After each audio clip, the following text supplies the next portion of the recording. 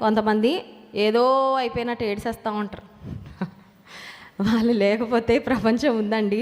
ఒక తల్లి లేకుండా, ఒక స్త్రీ లేకుండా ప్రపంచమే. You cannot imagine a world without women. స్త్రీలు లేని ప్రపంచాన్ని అసలు ఊహించుకోలేం. దేవుడు కూడా, యేసుక్రీస్తు ప్రభువారు కూడా కన్యక గర్భాన ఆయన ఈ లోకానికి వచ్చారు. కానీ కొన్నిసార్లు ఆడపిల్లలంటే చాలా చాలా చిన్న చూపు ఉంటుంది.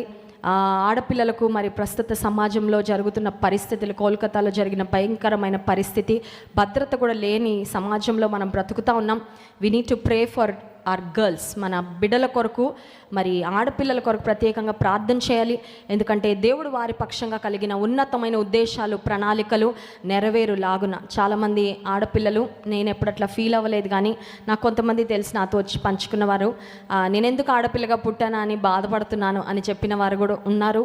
But God has a plan. దేవుడు మనల్ని ఎట్లా సృష్టించినా, గాడ్ నెవర్